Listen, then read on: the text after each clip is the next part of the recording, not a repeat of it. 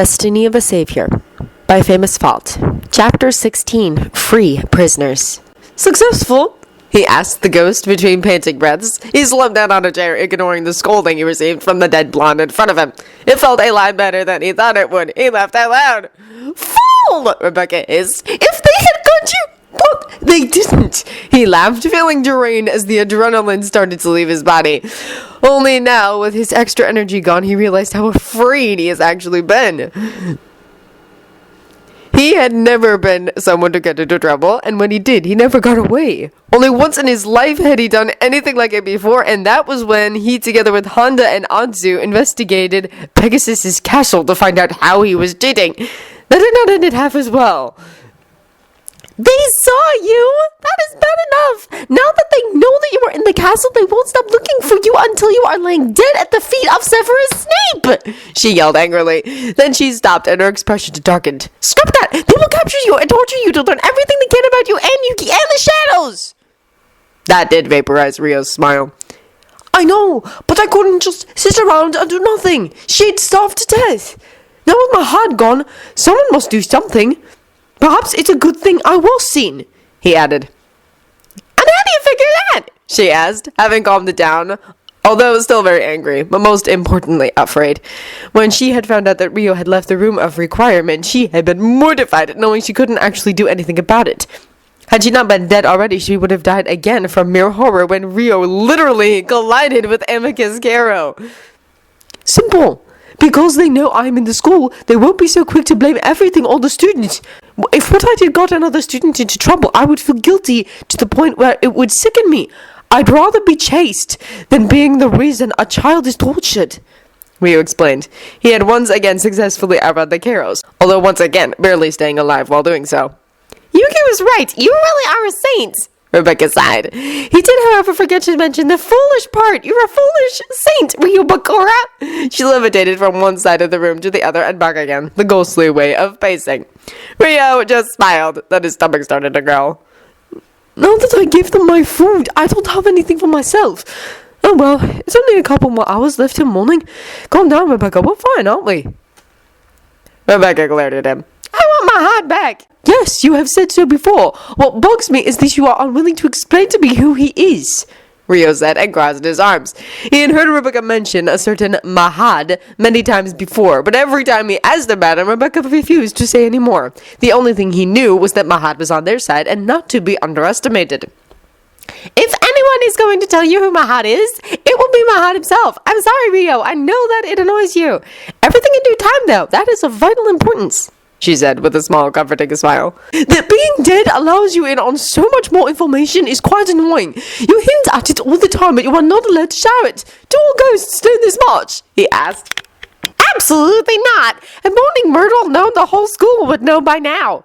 They told me as a tribute to my so-called sacrifice. Normally, it is highly distasteful to become a ghost. It's a weakness. Everyone must die, and that some wizards and witches use their power to cling to this life is seen as disgusting. Rebecca shrugged. I didn't actually want to become a ghost, but I was uncertain if I had done enough. So I gave up on my one chance to enter the afterlife to make sure I had. They thought it was an unselfish and brave thing to do, so they let me in on things, convinced I would understand the importance of not speaking them. When did you get so wise? Rio asked. He had been told about Rebecca, mainly by Jinochi, who had found her incredibly obnoxious and annoying. This Rebecca did not fit that picture at all. In fact, she seemed far wiser already than wizards hundreds of years older ever became. Since coming here, Rebecca said, though dying did help. But a world at war, sorrow, and those beings with their own agendas do tend to change a person. I must say that this is a remarkable world, Rio sighed. I wish I could see it when at peace. Don't you set the standards too high, Rebecca said dryly. Let's start with being able to walk through the corridors of Hogwarts without having multiple killing curses aimed at you. You idiot! You could have gotten yourself killed! Rio chuckled. Enough, Rebecca. I had to do something. The Caros are locking away children in the dungeons without food or water to keep the pirates at bay. Someone had to do something.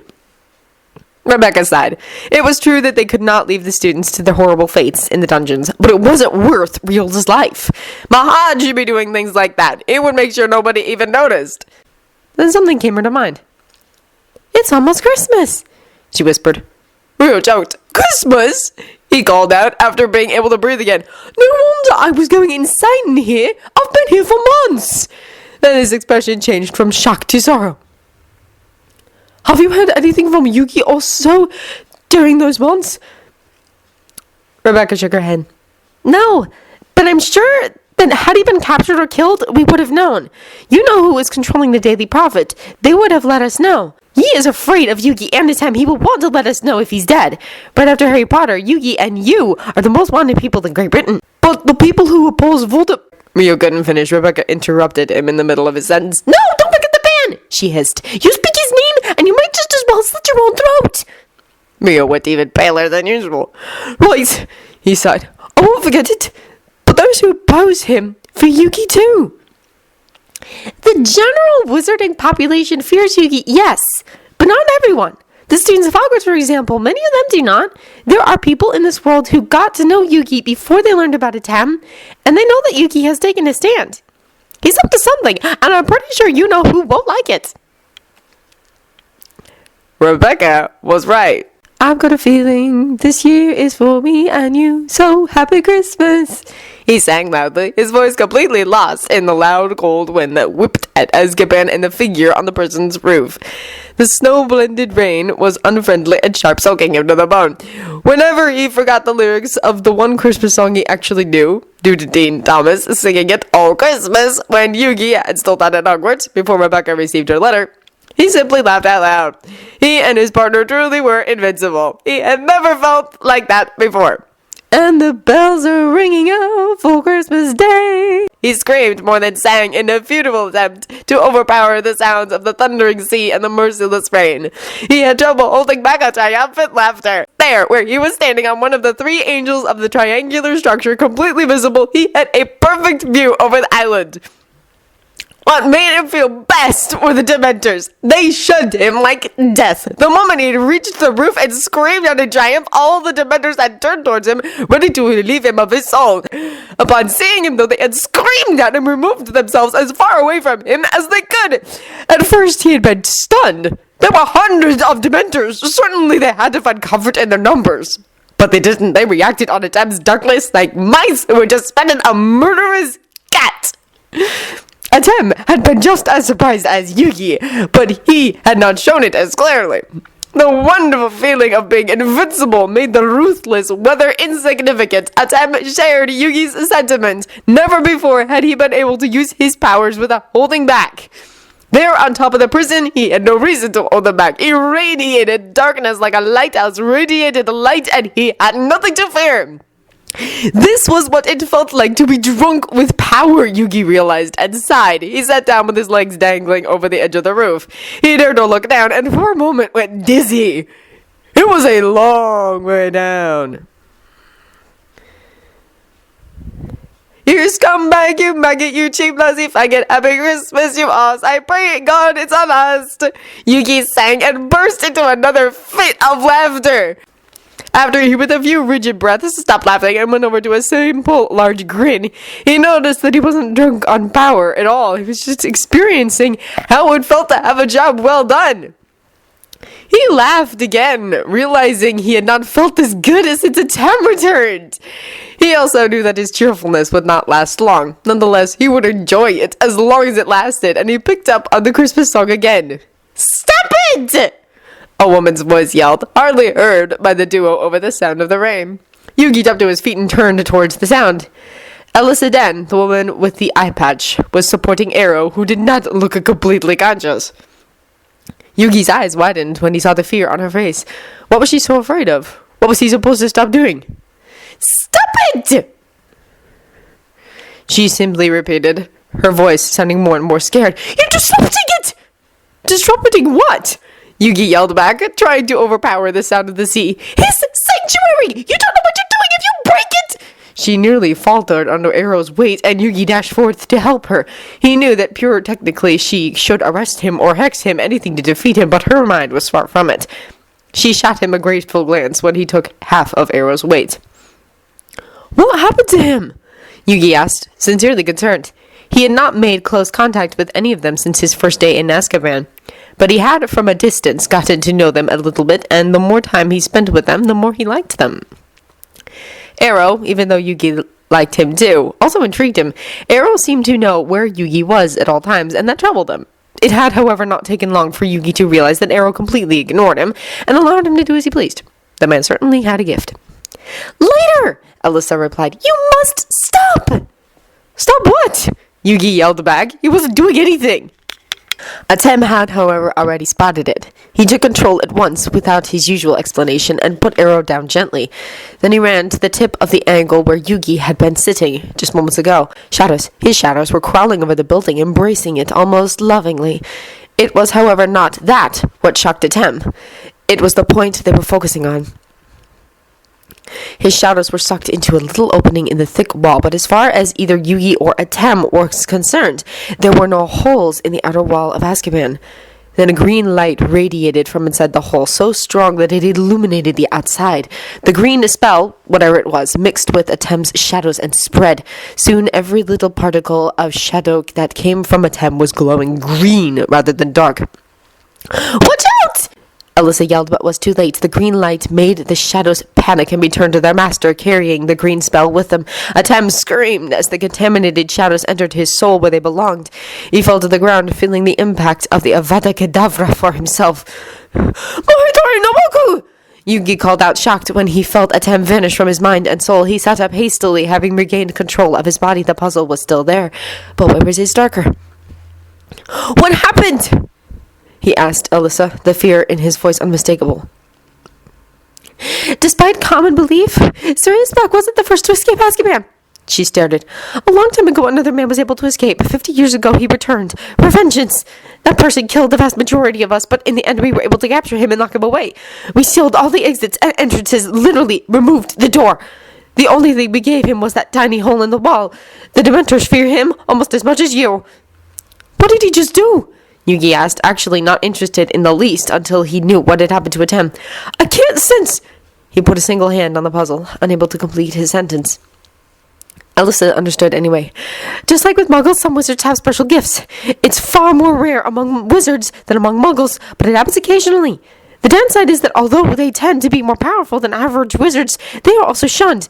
This man has a gift. He doesn't have magic of his own. He can, however, use magic by backfiring spells aimed at him. If I, for example, were to stun him, he could catch that magic without being harmed, turn it into whatever spell he chooses, and send it back at me. He's highly dangerous, immune to magic, and when one tries to stop him, one is hit with their own spell." Yugi didn't understand completely, but he caught the larger picture.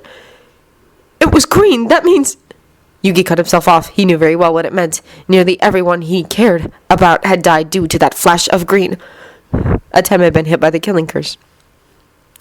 "I'm sorry," Alyssa said, but was suddenly interrupted by Arrow, who was slowly waking up. "Don't be sorry. The spirit is still there. It's just somewhat shocked. It's really weakened. They'll recover in time." That was probably the best news Yugi had heard all day. He let out a sigh of relief, though it troubled him that he was now without any form of protection. Then the wall exploded. It didn't make a sound, but the gap in the wall was huge. "Damn it!" Arrow groaned and collapsed. He did his best to get back on his feet, but it was clearly beyond him. Alyssa turned to Yugi. "Take Arrow and get out of here. We'll deal with the Ministry later. They'll be furious we allowed you to escape, but we'll deal with it." "If he's so dangerous, why don't you just all leave and keep him trapped on the island?" Yugi suggested. "If we remove the boat, he can't go anywhere." He heaved Arrow up, supporting his full weight. It really didn't help that the man was so much taller. Then Vanessa entered the roof and yelled at them, "Come down! No!" Her expression was just as panicked as that of Alyssa. When she caught sight of Arrow, she swore. She took out her wand and said, "Livicorpus!" freeing Yugi from Arrow's dead weight. Then she turned and ran down again, followed by Alyssa and Yugi. It was nice to be out of the rain. Now that the loud noise of the rain had disappeared, their footsteps over the stone floor sounded far too loudly for Yugi's taste. When he heard the door that he had just closed behind him open, he sped up. He didn't need to look behind him to know who was following them. They had descended 2 stories when a loud crash was heard behind them. Yugi chanced to look behind himself and saw Garrett entangled with an elder man with long, greasy gray hair, bony fingers, and torn clothing. Appearance, however, deceived, for although the man looked unable to lift even a finger, he was giving Garrett quite a fight. Garrett had hit the man when he had passed, knowing that since magic was useless against him, he could use simple brute force. The man was, however, an accomplished fighter as well. "Go!" Garrett yelled at them. "Janice is waiting for you, Yutsumoto!" Then another blow to the stomach silenced the Irishman. Yugi wanted to ignore him and aid him somehow, but the two women in front of him simply nodded and did as they were told. Yugi decided to follow them. He did not understand this place, and for the moment, following Janus's orders seemed like the wisest thing to do. They were on their way to the lounge, he noticed. It was the only room in entire Azkaban that did not remind of a prison. It was where the guards spent their time when they were off duty. It was a room constantly protected by a Patronus charm, Vanessa's Patronus charm, powerful and permanent. The sleeping quarters bordered directly to the lounge and were also protected. Alyssa opened the door, looking behind her quickly. The elder man they all feared so much had not followed them. Yugi just hoped Garrett was all right. The one-eyed woman urged them in, then closed the door behind her. There were 11 people present, including himself. It took him less than a second to realize that was one too many. Garrett could never have made it back before them. The person that did not belong there stood out like a sore thumb, and Yugi hissed in anger when he recognized the person who he, after Lucius Malfoy, hated the most. That person in question looked equally shocked at seeing him there as he was at seeing her there. Then she screamed, her tone colored with fear. "Restrain him!" Nobody reacted. Only Alyssa and Arrow knew that Tatem was out of play for the time being. The rest still feared the being within him too much. In fact, frankly, the blonde boy, who had been the only one who recognized Yugi, took a few steps backwards out of fear. Yugi sighed and clenched his fists, more to calm himself than to use them. "Dolores," he hissed. "Last time I saw you, you were overturning chairs in your eagerness to get away. I had actually hoped that it would be the last I saw of you." Dolores gasped and took a few steps backwards until she hit the wall with her back. No, he's gone! You can't do me anything! Though her bulging eyes were on the puzzle, and she did not believe her own words. She had already seen it last time, but she had simply refused to acknowledge its presence. Now, however, it was hard to question it. "One must not tell lies, Dolores," Yugi said, his hatred present in his voice. "What are you doing here?" Dolores grasped for her wand and aimed it at him, though she was shaking too much to dare casting a spell, knowing she'd most likely miss. The other 9 were watching the exchange between the former headmistress and the young Japanese with mixed expressions, though for some reason Yugi had the feeling they were on his side. Umbridge ignored him and turned to Janus. "Did I give order to restrain him? Do so!" Janus crossed eyes with Yugi. Yugi thought for half a second, then nodded, nearly unnoticeable. Janus made a gesture, and Timothy reacted at once, though not really the way Yugi had expected. He had expected to be magically bound again, one way or another, but Timothy stepped forward and took hold of Yugi's arms, twisting them behind his back and held them in place with one hand. The other hand went around Yugi's throat. "I take it you have heard of the Crown Meridian pressure point?" Timothy asked. "No," Yugi said, noting absently that although Timothy sounded highly unfriendly, he had been quite gentle when restraining him. It probably looked worse than it had felt. Although his present way of being held was uncomfortable, it was not painful. "It'll knock you out in a second," Timothy warned, and Yugi felt a thumb in the hollow behind his skull. It pressed slightly to indicate where the pressure point was, and Yugi noticed the effect immediately. Umbridge did not look comfortable at the lack of wand lock, but did not comment. She seemed mostly relieved at having him in such a position. Yugi glared at her, but did not say anything. Janus turned to Umbridge. "I presume that this answers one of your questions, madame," he said. "He is the reason all your convicted Muggle-borns are escaping. They are all freed by this man." Dolores' eyes narrowed. She might be rather controversial, but she was not stupid. "What exactly are we unable to catch him these past months, when he just now simply ran into your office?" Janus's gaze became hostile, and he crossed his arms. "Are you implicating that we consciously let him escape? We'd never do such a thing. We are proud of our position as guards of the best prison in the entire wizarding world. He is a spot on our record. One will not be able to wipe away, and that is not something we can forgive." Janus was acting, and acting damn well. Only the little glance he gave Yugi made sure that Yugi was aware of that fact. Yugi played along. He just hoped Timothy would understand that. He laughed out loud, frightening the people present, but most importantly Umbridge. "You still call Azkaban a prison? There are no prisoners left!" Yugi felt the grip around his throat tightened, but it seemed like an unconscious reaction, since when he moved uncomfortably, the grip loosened again. Janus looked at him with a completely sincere expression of shock on his face. The others reacted equally shocked. They whispered horrified words amongst each other. "What?" Janus gasped, and actually looked mortified. He was not acting. "It's Christmas Eve tonight," Yugi offered as explanation. "People should at least be allowed to celebrate that on free foot. I freed all the prisoners." They were only Muggleborns here anyway. They have done nothing wrong. They are filthy thieves! Umbridge shrieked. They are normal people, unfortunate enough to fall underneath the prejudice of pompous Death Eaters and their hypocrite leader. They just want to see people suffer, Yugi retorted, completely forgetting that he was an inch from passing out if Timothy decided to push Yugi's pressure point. Timothy didn't do anything. The same could not be said for Umbridge. Cross down! She called and hit target. Yugi screamed out and fell to the floor. Timothy had released him so he could trash and twist as much as he pleased without having to worry about Timothy too. Yugi had never felt such pain. He screamed while trying to find a way to ward it off without having any success. Somewhere deep down he knew that the pain was only in his head and that he couldn't actually do anything about it, yet he tried. Survival instinct had kicked in the moment the mind-blowing pain and made his presence known and was using Yugi's mouth to scream out for relief. The relief came eventually at the hands of Janus. Expelliarmus! Janus called out and successfully disarmed Umbridge. When the pink-clad woman turned to him furiously, she was met by an even greater fury. Nobody tortures in my prison without my permission. Yugi lay panting on the floor. Had Umbridge not been there, he was sure somebody present would have reached out a hand to help him to his feet. But as it was, they could hardly do so.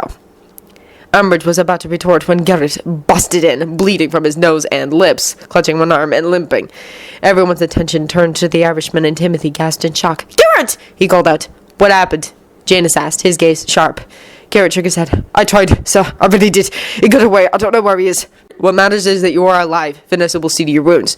Janus ordered, and Vanessa gently levitated Arrow down to a chair. Then she turned to Garrett and used her wand to gently heal his wounds, but most importantly, his broken arm and dislocated ilium. It is as we feared then, Janus sighed. In that case, we might be lucky the rest of Azkaban is empty. He shot Yugi an unamused glance. What happened to Arrow? And perhaps more importantly, how did he get out? He broke the sanctuary, Alyssa said and motioned at Yugi. Arrow's magic was simply stolen from him by that madman. Did you know he was in there? Janus asked Yugi with obvious unacted hostility. I did not even know he was breaking anything, Yugi said. Had I known, I would have prevented it. He crawled to his feet and looked at Umbridge. What is going on? Umbridge demanded to know and looked at the people present with her wand raised, shaking again.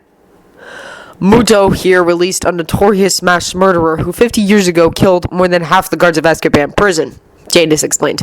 Neither magic nor dementors affect him. He is dangerous and unstoppable and right now on free foot. We were chased by him, Alyssa explained. His target was Muto, but he failed to kill him. I told him that if he wanted to survive, he should come with us. He did. Right now, Madame Umbridge, we are all on the same island, literally waiting for death. Who is and isn't enemy doesn't matter right now. If any of us want to survive, we have to cooperate. Janus nodded gravely, and Umbridge looked decidedly pale. I'll use the flu notebook and go back. What you do is none of my concern, Umbridge proclaimed and grasped for the flue powder, but when she threw it into the fireplace, nothing happened. It's not connected, Dolores, Janus said, and looked condescendingly down upon the toad-like woman. Remember that we are prisoners, too. What? Yugi asked, having lost the gist of the conversation with that single statement. He looked from Janus to Umbridge, back to Janus, and then at all of them. Prisoners? Janus made a gesture towards Yugi, and before the Japanese knew it, Timothy had him in a tight grip again. Umbridge and the rest all ignored Yugi. Then how are connected? She cried angrily. I want out of him! Dolores, you yourself were the one who was against the idea of having it connected at all. Well, enjoy the results. Until tomorrow evening, we are stuck on an island with an indisputably disturbed man set out on killing everyone present, Janus said with his usual hint of sarcasm. Umbridge started hyperventilating. Nobody came to her aid. What do we do now? Alyssa asked Janus. Janus sat down and sighed deeply. He seemed to think very deeply for a couple of minutes. Then he looked up. Timothy let him go. We're all in the same boat now. Timothy immediately released his grip over the former teacher. Umbridge started to protest, but Janus silenced her. Be quiet. I am the one calling the shots here. I know Azkaban better than I know myself. Keep that in mind. If we are going to hold prisoners amongst ourselves, we will be dead before the sun rises. The only one who not the prisoner is me! Dolores argued with high-pitched voice. You were given freedom in exchange for services to the ministry! Don't listen to her, Vanessa said, turning to Yugi. The crimes we are punished for are crimes we can't help. Every one of the guards here has special gifts. These gifts break without us being able to stop at the law. The ministry would not allow us to be out in society, but they found it unfair to lock us away for something we could do nothing about. So this was the compromise. We became guards of Azkaban prison. Sad as it might sound, Azkaban is our home. Yugi frowned, but nodded. He understood. So from now we work together. That'll be tense, he said, and glanced at Umbridge. I will hold you and Madame Umbridge apart, for the sakes of us all. Janus muttered dryly. Yes, we have to work together. There is only one little thing you will all have to accept. If you get the chance, kill him. We have no way of detaining him, and he will try to rip us all apart. This man will die, and one of us is going to kill him, preferably before he kills one of us. Who is? Dolores started asking, but Vanessa had already taken her aside to explain to the undersecretary who their enemy was. It also gave the rest of them a chance to talk in peace. Janus turned to Yugi at once. I had Frankie tell me all he knows, and that puts you in a light that is rather frightening. I can add that from what I have seen, or more accurately put, not seen, and her, he made a gesture with his head in Umbridge's direction, reaction that I would be glad to know that you can actually help us out. We need all help we can get. I can't do anything, Yugi confessed. I'm completely powerless. But Janus started, shocked. He was hit by a killing curse, Alyssa said darkly. Everyone in the room, except Vanessa and Umbridge, who had not heard, reacted strongly on those words. No, and that's impossible! Followed by, only one has ever survived! Filled the room. Nobody seemed to believe the statement. Janus raised his voice, silencing them. How come you were not dead? The other me took the hit, and since he is already dead, he can't die. He's just not really himself momentarily. Yugi looked at the ground, with a troubled expression, trying to reach out to him, but the spirit was far too weak to either receive or send a thought. Janus inhaled deeply. Alyssa looked at him, her single eye penetrating him. If you panic, I'll call a doctor, she warned. Janus directly stopped breathing and looked at her with fire in his eyes. No doctors! Anyway, it'd be damn hard to get a hold of one in this situation. Trust me, I'll get you a doctor if you panic, she said, and for some reason, Yugi did not doubt her. So, both Muto and Arrow are out of the game, Janus said. Timothy and Garrett can't be harmed by him, so they are our largest assets. The rest of us must find a way to protect ourselves, somehow. Janus paced from one side of the room to the other, trying to make up a plan. First of all, we have to get rid of the liabilities. Muto and Arrow have to get off the island. From there, we will work out a next plan. I thought you said it was impossible to get off the island, Yugi asked with a frown. It is, Janus confirmed. For all the rest of us, you will make it through. The escape has put the Dementors in great confusion. They fear him too, and are completely out of their pattern. Only in here we are safe from them. You, however, they fear even more. You should be able to get down to the dock and take the boat out of here. Take Arrow with you. Yugi wanted to protest, tell them that he would not leave them alone in such danger. But he understood that right now he would only be in the way. He also realized just a second later that, like that, Yugi could escape in case the Ministry decided to raid Azkaban after they were finished. Yugi just nodded. He knew how to get there, and he would have to do so before Umbridge got wind of their plan. He hoisted a now half-conscious Arrow from the couch and took most of the man's weight with his shoulder. Then, giving them all a little wave, he was gone. Janus shook his head. That man had, in the course of a couple of months, emptied the whole of Azkaban. It was nearly unfathomable. And then they say nothing ever happens at Azkaban.